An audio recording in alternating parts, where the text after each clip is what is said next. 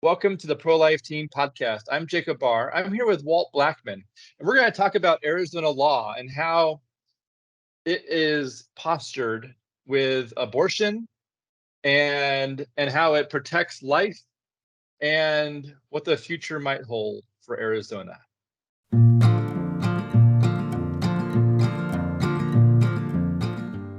So, Walt, I am excited to have you on today on the ProLife Team podcast. Would you introduce yourself as if you were talking to a small group of executive directors of pregnancy clinics and maybe some pro-life leaders? Okay.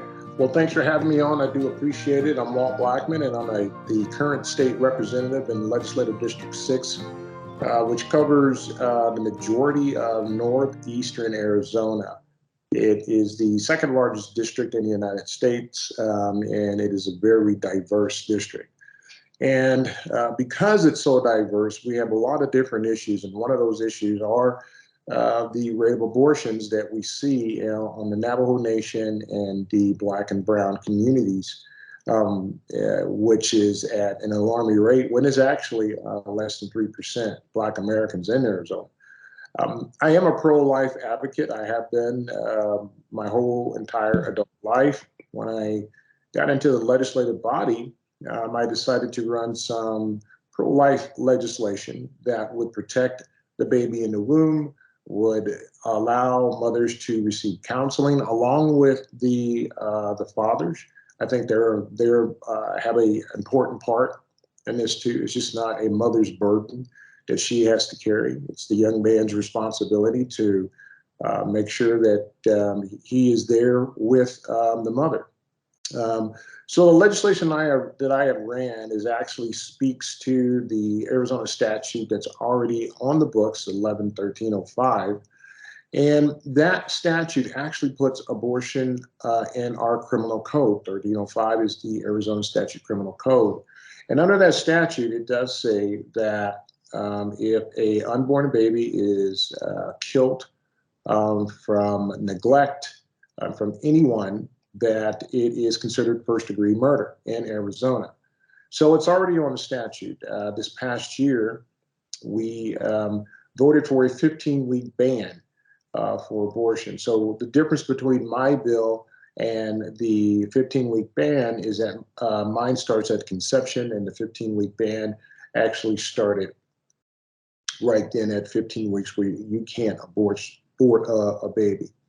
I do see that after Roe v. Wade was lifted, that Arizona will have to either choose the 15-week ban or the original statute that's on the books. The people that I am talking to are actually leaning more towards the statute, the 1305, 1101, 1305, which makes it a criminal act to abort a baby. And the pro-life advocates that, again, as I've been speaking with around the state, they are for that statute. Of course, it needs to be updated because it's territorial law. However, I think it can be in the next legislative body.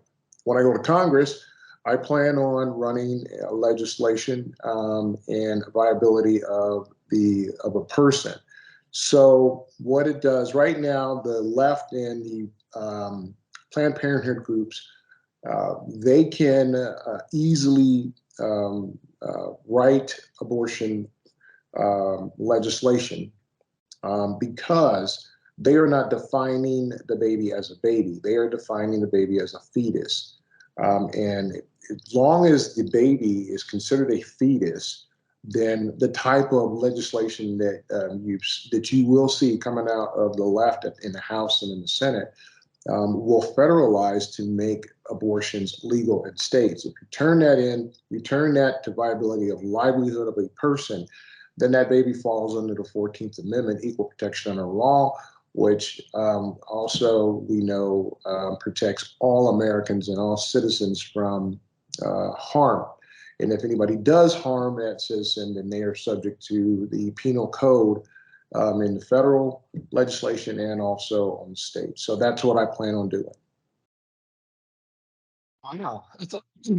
So how does Roe being overturned, how do you think that's going to affect the future of legislation and laws when it comes to the power being returned to the states and the state of Arizona in this case having a voice on this. And I guess also, what was the numbers again for the Arizona statute that you mentioned? You said 11, 13, 1305. Okay. It's in the criminal. Okay. So where do you see the future of, when was that one written? When was the 11-1305? I couldn't tell you when it was written. It's an old piece of legislation, and it's part of territorial law. It was carried over when Arizona became a state. So Arizona's had the strictest abortion laws on the books since statehood, or right before statehood.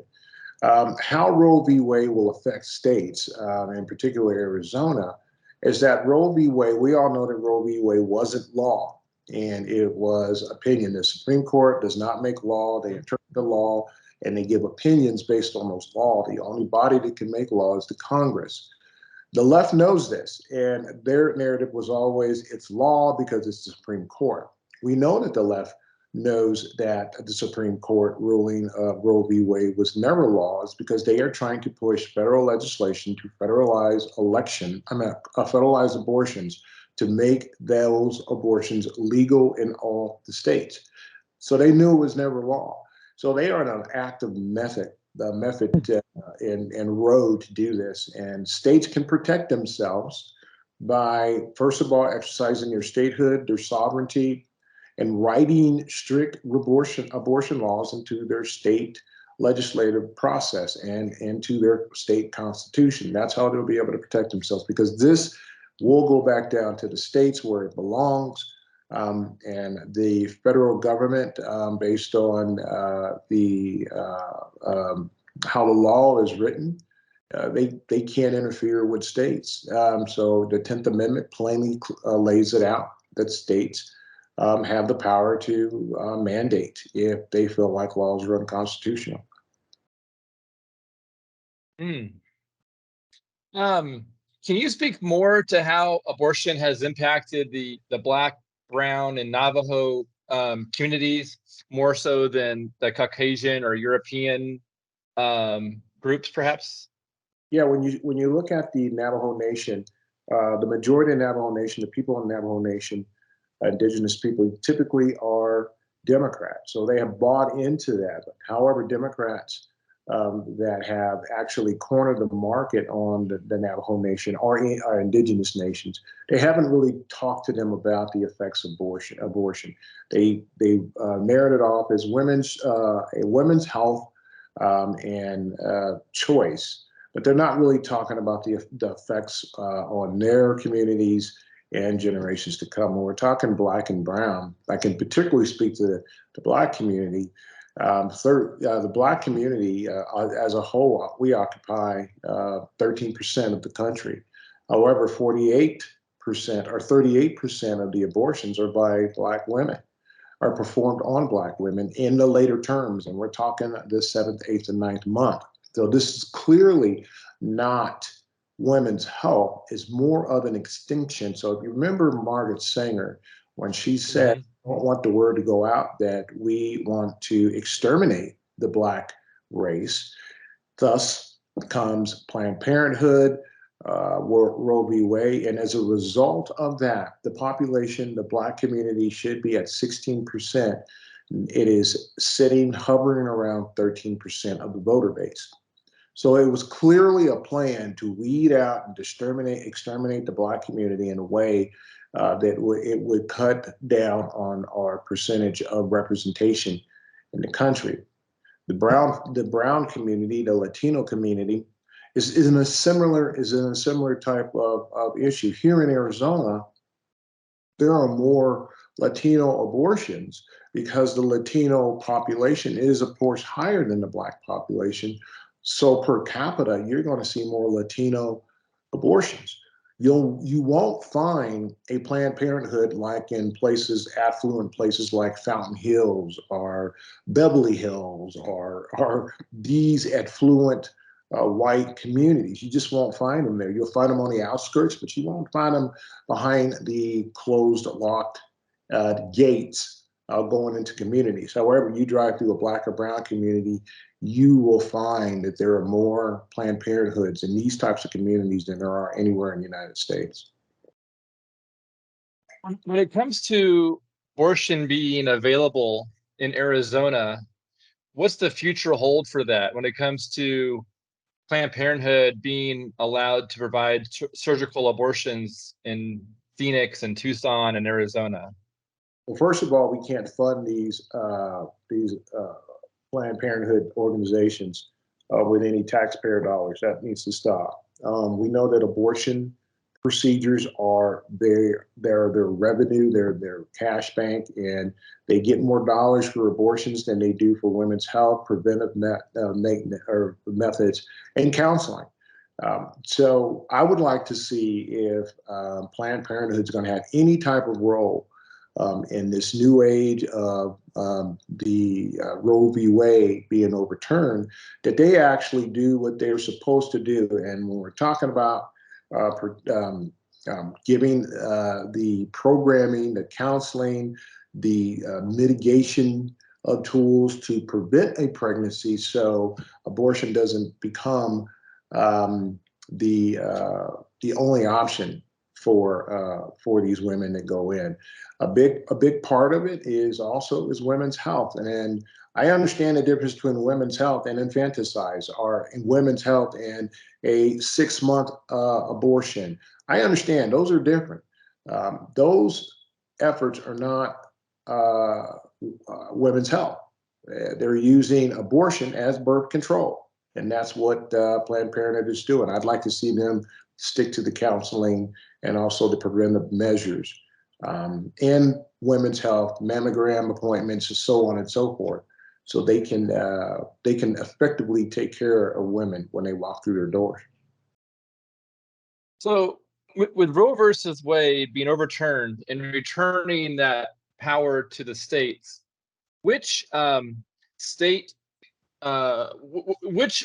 state officials or state positions in local government might be the most impactful, and which ones have been impacted the most by having the power returned to the states that was previously under Roe was captured by the federal level based on that Supreme Court ruling of Roe. So like which positions might have the biggest influence on abortions being allowed or not allowed at the state level? Like how would that be?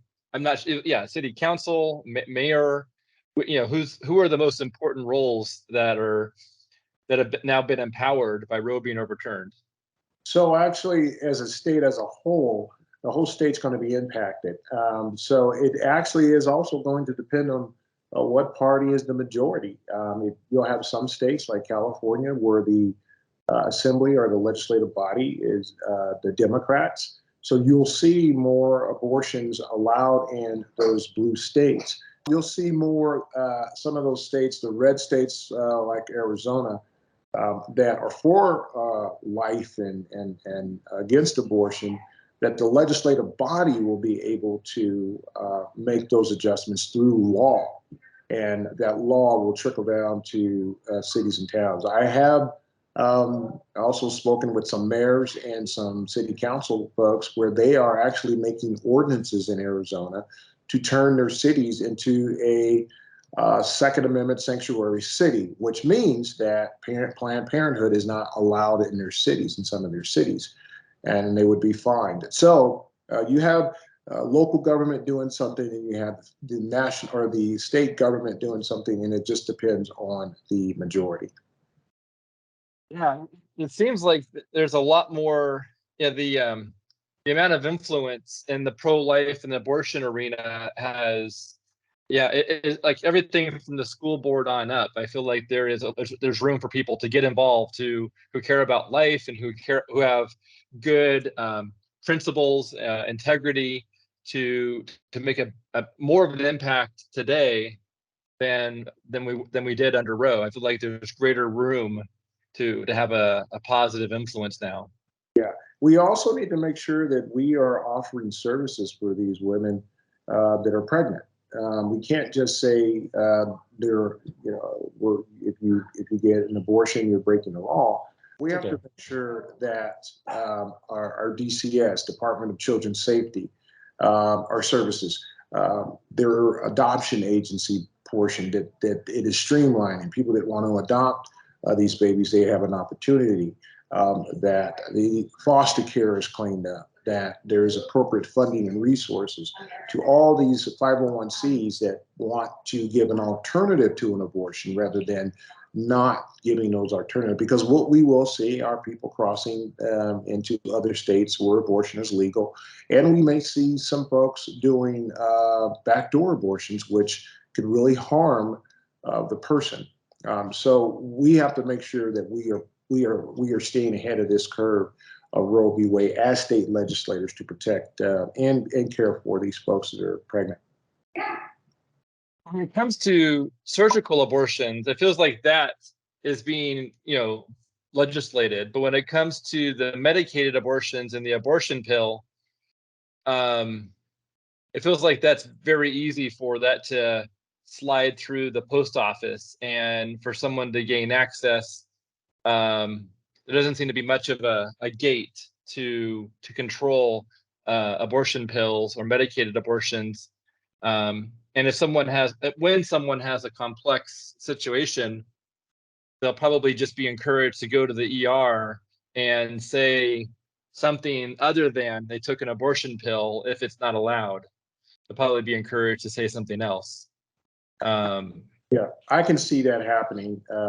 And that's where education plays a big part in this. Instead of educating our kids on it's okay to end a life, it's okay to kill a baby, how about we educate on preventive measures? You can't go to any high school and go into a nursing office and that nurse or practitioner does not have contraceptives. In most cases, those things are free. We're at a time where there are more measures to mitigate abortion rather than, or mitigate getting pregnant before they're pregnant than afterwards. So I do see that slipping through, and it's just going to depend on what states are going to do, how strict they're going to get.